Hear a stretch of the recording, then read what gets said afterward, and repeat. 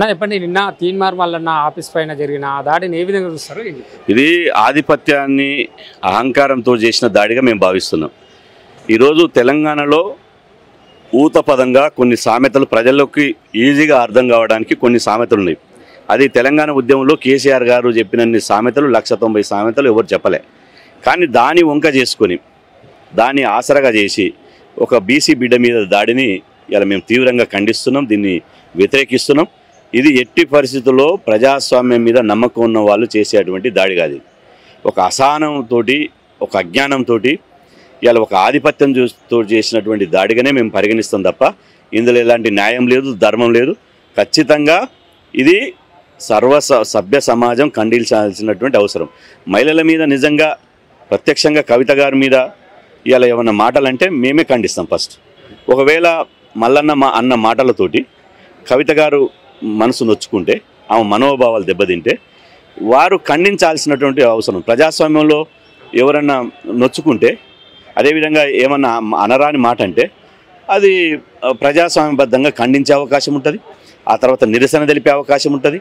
ఇలా మల్లన్నకు ఫలానా స్త్రీలను అగౌరవపరిచిండు, 48 గంటల్లోగా స్త్రీ సమాజానికి క్షమాపణ చెప్పాలి, లేదా ఆయన మాటలు ఉపసంహరించుకోవాలి అని డిమాండ్ చేసే అవకాశం ఉంటుంది. అది ఏమీ చేయకుండా ఉన్న ఫలంగానే సాయంత్రం ఒక సభలో అంటాడు, కానీ పొద్దున్నే తెల్లార వరకల్లా దాడులు చేయడం ఏంది?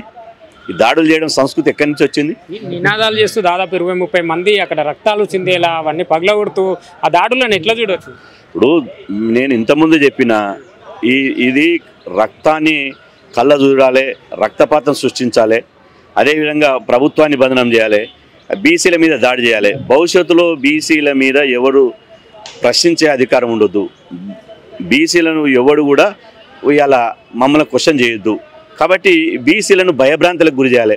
ఒక్కరి మీద దాడి చేస్తే మిగతా వాళ్ళంతా భయపడిపోతారని అనుకుంటుంది. కానీ అది అజ్ఞానం.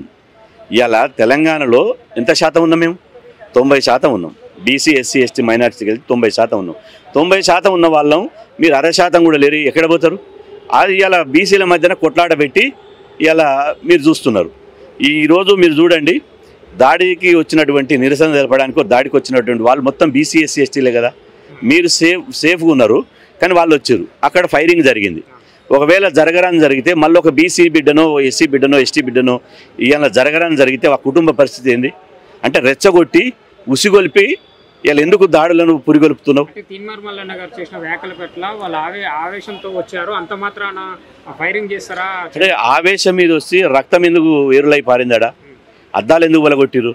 మొత్తం ధ్వంసం ఎందుకు చేసారు? తీన్మార్ మల్లన్న ఒక ఎమ్మెల్సీ రూములో ఎందుకు దాక్కోవాల్సిన పరిస్థితి ఏర్పడ్డది? ఇవాళ గవర్నమెంట్లు ఏ కార్యకర్తలు కాదు, వాళ్ళు ప్రభుత్వ ఉద్యోగులు. వాళ్ళు ఏ మనిషికి అయితే ప్రొటెక్షన్ ఇస్తారో ఆ మనిషి ప్రాణాపాయ స్థితిలో ఉన్నప్పుడు మాత్రమే ఫైరింగ్ ఓపెన్ చేస్తారు. వాళ్ళు ఫైరింగ్ ఓపెన్ చేసిరంటే మల్లన్న ప్రాణాపాయ స్థితిలో ఉన్నట్టే కదా. అంటే అక్కడ లా అండ్ ఆర్డర్ వయలేషన్ అయిపోయి వాళ్ళ చేతిలోకి వెళ్ళిపోయినప్పుడు కదా చివరిగా లాస్ట్ అంతిమంగా ఫైరింగ్ జరిగేది.